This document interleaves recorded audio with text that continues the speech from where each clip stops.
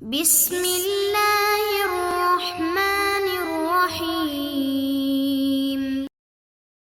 اعوذ باللہ من الشیطان الرجیم، بسم اللہ الرحمن الرحیم۔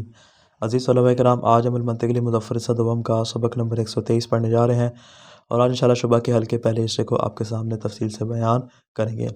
کل کے درس میں نے شبہ کو بیان کیا کہ شبہ ہمارے پاس یہ وارد ہو کہ جب ہمارے پاس تمام قواعد ظنی ہیں تو یا ہر استقراء کو تام قرار دینا پڑے گا، جو کہ ہمارے لیے ممکن نہیں ہے، یا پھر استقراء ناقص کو مفید علم قرار دینا ہوگا، اس لیے کہ ہمارے پاس جتنے قواعد ظنیہ ہیں وہ قیاس کو تشکیل دیتے ہیں۔ اس صورتحال میں جو ہمارے پاس قیاسات ہیں وہ ساری کی ساری ظنی ہو جائیں گی، تو پاس جو ہمارے پاس بہترین استدلال اور دلیل ہے قیاس کے نام سے، مطلب وہ بھی ظنی ہو جائے گی، جبکہ ہم نے اس کو مفید یقین اور مفید قطع قرار دیا تھا۔ مصنف اس کے جواب میں فرماتے ہیں کہ ہمارے پاس جو استقراء ناقص ہے اس کی 4 قسمیں ہیں، البتہ ان 4 قسموں میں سے فقط ایک قسم زن آور ہے، جبکہ باقی تمام اقسام موجب یقین ہے۔ انشاءاللہ بیان کریں گے تمام اقسام کو، اور یہ بھی بیان کریں گے کون سی قسم زن آور ہے اور کون سی قسم جو ہے وہ یقین آور ہے۔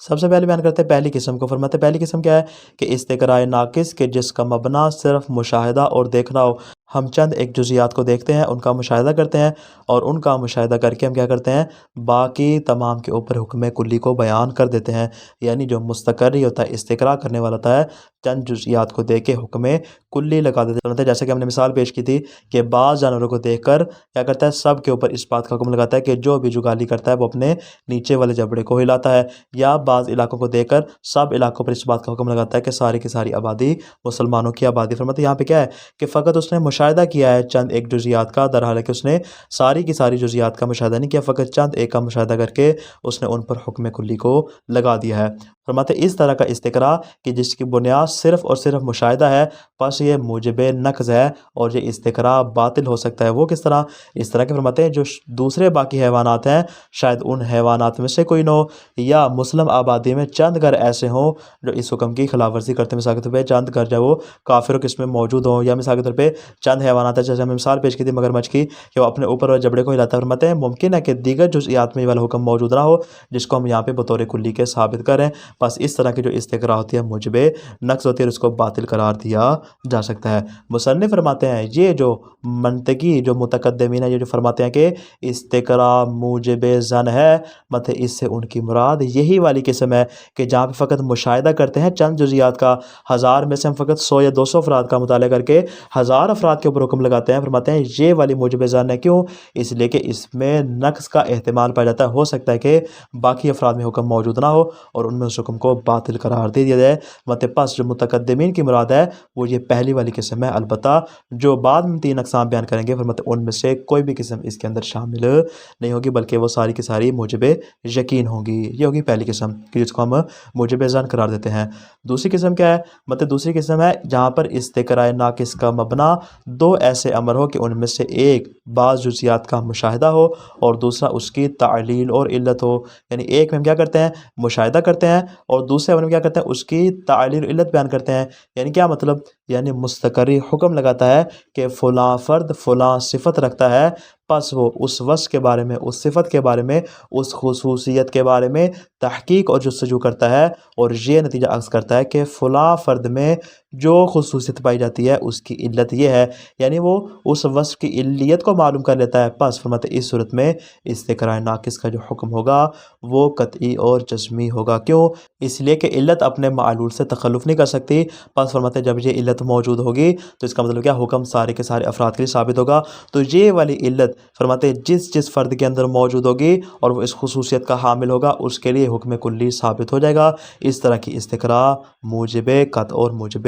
یقین ہوا کرتی ہے۔ البتہ فرماتے ہیں کہ اس میں اس بات کا امکان بھی پایا جاتا ہے کہ آپ نے چند ایک جزیات کا 10، 50، 100، 500 کا مطالعہ نہ کیا ہو، بلکہ آپ نے صرف ایک ہی فرد کا مشاہدہ کیا، اور ایک فرد کا مشاہدہ کر کے اس میں جو وصف پایا جاتا تھا اس وصف کی آپ نے علت کو حاصل کر لیا، اور علت کو حاصل کر کے اس کے جو مثال کے طور پہ 5000 یا 10,000 افراد تھے ان سب کے اوپر آپ نے اس بات کا حکم لگا دیا ہو، مطلب بس یہ بھی یقین اور قطع کے حکم میں ہوگی۔ یعنی یہاں پہ کیا ہے، یعنی یہاں پہ جو اصل مبنا ہے وہ علت مبنا ہے اور کوئی چیز یہاں پہ مبنا نہیں ہے۔ اس استقرا کی بنیاد اس علت کے اوپر ہے، اور مطلب جب علت ہے تو اس صورت میں ہم اس کو جھٹلا نہیں سکتے۔ مثال سے باتیں کرتے ہیں۔ مثال کے طور پہ ایک شخص جو ہے وہ کسی جڑی بوٹی کے متعلق تحقیق کرتا ہے تو اسے یہ بات معلوم ہو جاتی ہے کہ وہ موجب اسہال ہے، کہ جو بھی اس جڑی بوٹی کا استعمال کرے گا اس کو اسہال کی بیماری لگ جائے گی۔ پس وہ اس جڑی بوٹی کے اس بیماری کی وجہ بننے کی تحقیق کرتا ہے کہ آخر اس جڑی بوٹی کے اندر ایسی کون سی خصوصیت ہے جو اس بیماری کی وجہ بنتی ہے۔ پس وہ تحقیق کرتا ہے تو اسے معلوم ہوتا ہے کہ اس جڑی بوٹی کے اندر یہ فلاں خاصیت اور فلاں خصوصیت پائی جاتی ہے کہ جو اس بیماری کا موجب بنتی ہے۔ پس وہ اس علت کو دیکھ کے حکم عمومی لگاتا ہے، کہتا ہے یہ والا اثر اور یہ والی خصوصیت اگر کسی بھی جڑی بوٹی کے اندر کسی بھی دوائی کے اندر موجود ہوگی تو اس حال کا موجب بن جائے گی۔ اور مطلب اس نے یہاں پہ کیا کیا، اس نے فقط علت کا مطالعہ کیا ہے اور اس علت کو دیکھ کے اس نے بطور عمومی سب کے اوپر حکم لگا دیا ہے۔ مصنف فرماتے ہیں کہ جتنے بھی علمی انکشافات ہیں وہ سب اسی استقرا سے حاصل ہوتے ہیں۔ دوسری قسم بیان کر رہے ہیں یہ اسی استقرا سے حاصل ہوتا ہے۔ کیوں؟ اس لیے کہ یہ استقرا موجب نقض نہیں ہے، مطلب ہم اکثر احکامات کی علت دے کر جو حکم لگاتے ہیں اس کا تعلق اسی باب سے ہوتا ہے۔ جیسے ہم کہتے ہیں پانی کا ڈھلوان کی طرف آنا، کہ ہم نے دنیا میں سارے پانی دیکھے ہیں کہ جو پانی نیچے کی طرف آتے ہیں، ہو سکتا ہے پانی اوپر کو بھی جاتے ہیں۔ فرماتے ہیں نا، ہم نے کیا کیا، ہم نے علت دیکھی ہے کہ پانی جو ہے وہ چونکہ مائع ہوتا ہے اور اس کے اندر سیلان پایا جاتا ہے، تو جہاں پر بھی ڈھلوان ہوگی پانی ہمیشہ اسی طرف کو جائے گا، بلندی کی طرف نہیں جائے گا۔ فرماتے پاس ہم کیا کرتے ہیں، اس کے اوپر حکم کلی کو عکس کر دیتے ہیں۔ البتہ مبنا یہاں پہ کیا ہے، مبنا آپ نے یاد رکھنا ہے، اس دوسری قسم میں مبنا ہے علت، یعنی یہ استقراء معلل ہے، یہاں پہ علت بیان کی جاتی ہے، اس علت کی بنا پر ہم کیا کرتے ہیں، حکم کلی کا استنباط کر لیتے ہیں۔ البتہ یہاں پہ ایک بات کا امکان بہرحال ہے کہ بعد والے زمانے میں اگر کوئی شخص مزید تحقیق اور جستجو کرتا ہے اور اسے یہ بات معلوم ہو جاتی ہے کہ اس کی علت واقعی نہیں تھی۔ مثال کے طور پہ جو ہم نے مثال دی جڑی بوٹی میں، اس نے ایک خاصیت دیکھی کہ یہ خاصیت جو ہے وہ اس حال کا موجب بنتی ہے، لیکن بعد والے زمانے میں ایسا ہوا کہ کسی دوسرے فرد نے تحقیق اسے معلوم ہوا کہ یہ خصوصیت جو ہے وہ اس حال کا موجب نہیں بنتی بلکہ کوئی اور خصوصیت ہے جو کہ اس حال کا موجب بنتی ہے۔ مطلب پس وہاں پہ اگر بعد والے زمانے میں اس کی علت تبدیل ہو جائے اور معلوم ہو کہ جو علت واقعی کے طور پہ بیان کی گئی تھی وہ حقیقت میں علت واقعی نہیں تھی بلکہ اس کی علت کوئی اور ہے، مطلب پس یہاں پہ حکم اولی کی عمومیت اگرچہ باقی نہیں ہوگی، لیکن فرماتے ہیں جب تک آپ کو اس کے بارے میں یقین تھا تب تک اس کی کلیت میں کوئی تردید نہیں ہوگی بلکہ حکم اپنے حال پہ بطور عمومی کے باقی رہے گا۔ لیکن اگر بعد میں آ جائے، فرماتے ہیں بعد والے حکم کی عمومیت باقی رہے گی اگرچہ پہلے والے کی باقی نہیں، لیکن جب تک آپ کو اس کے بارے میں یقین تھا، قط تھا، مطلب تب تک وہ اپنے قط اور یقین پر باقی رہے گی، اس میں کوئی مسئلہ بھی نہیں ہوگا۔ حل الشبہات، مطلب شبہ جو اعتراض کیا گیا، جو اشکال کیا گیا، اس کے حل کو مصنف بیان کرتے ہیں۔ فنقول فی حل الشبہ، مصنف کہتے ہیں ہم شبہ کو حل کرنے کے لیے کہتے ہیں کیا، ان الاستقراء علی انحاء، ان استقراء کی چند ایک قسم ہے، کون کون سی، الاول ان یبنا علی صرف المشاہدۃ فقط، کہ استقراء کی جو بنا ہے، استقراء کا جو مبنا ہے وہ فقط اور فقط مشاہدہ ہو، کہ آپ نے چند ایک جزیات کو دیکھا، فقط ان کو دیکھا ہے آپ نے، اور کسی چیز کی جانب نہیں بڑھے، اس کی علت کو نہیں دیکھا یا کسی اور چیز کو نہیں دیکھا، بلکہ آپ نے فقط مشاہدہ کیا اور مشاہدہ کر کے اس کے اوپر حکم کلی لگا دیا۔ فَإِذَا شَاهَدَ بعض الجزئیات، اگر مستقری بعض جزیات کا مشاہدہ کرتا ہے، او اکثرہا یا اکثر جزیات کا مشاہدہ کرتا ہے، کہ ان لہا وصفا واحدہ، کہ ان کے درمیان ایک خاص خصوصیت جو ایک ہے وہ سب کے اندر برابر طور پہ پائی جاتی ہے، تو استنبط ان ھذا الوصف یثبت لجمیع الجزئیات، تو اس بات کا استنباط کرتا ہے کہ یہ والی جو خصوصیت ہے وہ ساری کے ساری جزئیات کے لیے ثابت ہوگی۔ کا مثال استقراء بعض الحیوانات، جیسا کہ بعض حیوانات کے بارے میں استقراء کی مثال ہم نے آپ کے لیے پیش کی تھی کہ وہ فقط بعض جزئیات کو دیکھتا ہے، بعض حیوانات کو دیکھتا ہے ہر نوع کے، اور حکم کلی لگاتا ہے کہ انہا تحرک فکہ الاسفل عند المضغہ، کے جگالی کرتے وقت وہ اپنے نیچے والے جبڑے کو ہلاتے ہیں۔ پس اس نے چند ایک جزئیات کا مشاہدہ کیا اور سب کے اوپر حکم کو لگا دیا۔ مصنف فرماتے ہیں وَلَكِنَّ هَذَا الْإِسْتِنبَاطَ قَابِلٌ لِلنَّقْضِ، مطلب یہ والا جو استنباط ہے یہ موجب نقض ہے، اس کو باطل کیا جا سکتا ہے، اس کو توڑا جا سکتا ہے، یعنی چند ایک موارد ایسے آ جائیں گے جو اس حکم کے برخلاف ہوں گے، پس فرماتے عمومیت باقی نہیں رہے گی اور یہ قاعدہ نقض کر جائے گا۔ فَلَا يَكُونُ الْحُكْمُ فِيهِ قَطْعِيًّا، مطلب جب اس میں نقض کا احتمال پایا جاتا ہے تو اس قاعدے کو اور اس حکم کو ہم قطعی اور یقینی قرار نہیں دے سکتے۔ وَعَلَى هَذَا النَّحْوِ، فرماتے اسی بنا پر اقتصر نظر المنطقیین القدماء فی بحثہم، فرماتے ہیں اسی بات کو دیکھ کر کہ استقراء میں فقط اور فقط مشاہدہ ہوتا ہے، اس نوع کو دیکھ کر فرماتے ہیں منطقی قدماء اس بات کا حکم لگاتے ہیں کہ یہ والا استقراء ہے وہ موجب یقین نہیں ہوا کرتا بلکہ موجب ظن ہوا کرتا ہے۔ تو ان کی جو مراد ہے وہ فقط اور فقط یہ والی قسم مراد ہے، البتہ فرماتے ہیں جو باقی اقسام ہیں وہ اس میں شامل نہیں ہوں گی۔ یہ تو ہوگی پہلی قسم استقراء ناقص کی، کہ جہاں پہ فقط اور فقط مبنا کیا ہو، مشاہدہ ہو، اور مشاہدہ سے ہم کیا کریں، تمام کے اوپر حکم کو لاگو کر دیں، مطلب یہ تو ہو جائے گا موجب ظن۔ الثانی دوسری قسم کیا ہے، ایبنا مع ذالک علی التعلیل، ایضا مع ذالک اشارہ کس کی جانب ہے، یعنی مشاہدہ، یعنی یہ جو استقراء ناقص ہے اس میں مشاہدہ کے ساتھ ساتھ تعلیل کو بھی اور اس کی علت کو بھی بیان کیا جائے۔ یعنی یہاں پر دو چیزیں ہوتی ہیں، ایک ہوتا ہے مشاہدہ اور دوسرا ہوتا ہے اس کی علت۔ مت بأن یبحث المشاہد لبعض الجزئیات عن العلت فی ثبوت الوصف، فرماتے ہیں کسی وصف کو ثابت کرنے میں وہ بعض جزئیات کی علت کے بارے میں تحقیق اور جستجو کرتا ہے، فیعرف، پس مستقری کو علم حاصل ہو جاتا ہے کہ ان الوصف انما ثبت لتلک الجزئیات المشاہدۃ لعلت او خاصیت،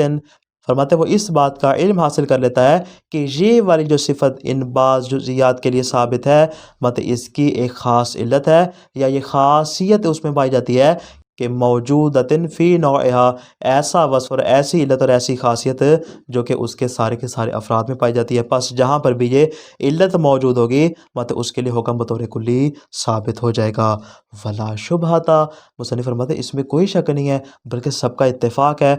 کون سی والی بات کہ ان العقل ان العلت لا يتخلف عنها معلولها ابدا، کہ علت سے کبھی بھی اس کا معلول خلاف ورزی نہیں کر سکتا۔ جب علت آ جائے گی تو فرماتے ہیں معلول کو بھی ہر حال میں آنا پڑے گا۔ فیجزم المشاہد المستقری، استقراء کرنے والا، مشاہدہ کرنے والا، اس کی علیت کی تحقیق کرنے والا، حینئذ جزما قاطعا بثبوت الوصف لجمیع جزئیات ذالک النوع، مطلب وہ اس بات کا قطعی اور جزمی طور پہ حکم لگاتا ہے کہ یہ والا جو وصف ہے وہ اس نوع کی تمام جزئیات کے اندر پایا جاتا ہے۔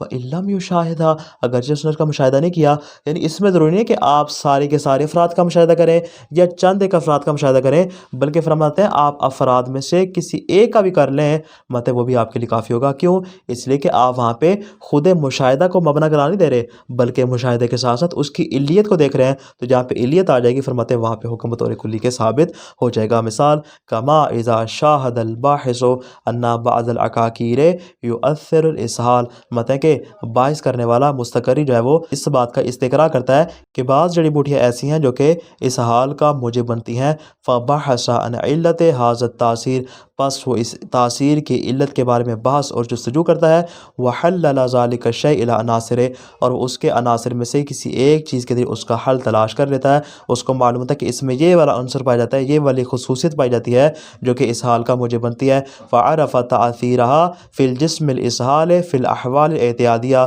اور عام حالات میں، عمومی حالات میں فرماتے ہیں وہ جب تک جسم اسہال میں چونکہ یہ والی تاثیر اس کو حاصل ہوتی ہے جس کی وجہ سے یہ بیماری کا موجب بنتی ہے، پس وہاں پہ کیا کرتا ہے، فإنه يحكم بالقطع ان هذا الشيء يحدث هذا الاثر دائما، پس وہ قطعی طور پہ اس بات کا حکم لگاتا ہے کہ یہ والی چیز جو ہے وہ اس اثر کو جنم دیتی ہے ہر حال میں، یہ والی خصوصیت، یہ والی صفت جو ہے وہ جس جڑی بوٹی کے اندر، فقط اس کی بات نہیں ہے بلکہ جس جڑی بوٹی کے اندر، جس دوائی کے اندر یہ موجود ہوگی پس وہ اس اثر کو ہر حال میں جنم دے گی۔ کیوں؟ اس لیے کہ ان کے درمیان علیت و معلولیت کا تعلق پایا جاتا ہے اور معلول اپنے علت کی خلاف ورزی کرتا نہیں ہے۔ پس یہاں پہ جو مبنا ہے وہ کیا ہے، فرماتے ہیں مبنا یہاں پہ وہ علیت ہے، وہاں پہ مشاہدہ کو مبنا قرار نہیں دیا جاتا، پس اس کو ہم مفید قطع اور یقین قرار دیتے ہیں۔ وجمیع الاکتشافات العلمیۃ وکثیر من احکامها علی الامور التي نشاہدها من هذا النوع، مصنف فرماتے ہیں جتنے بھی علم اکتشافات ہیں اور جو ہمارے اکثر احکامات ہیں فرماتے ہیں وہ سارے کے سارے اسی نوع سے مربوط ہیں،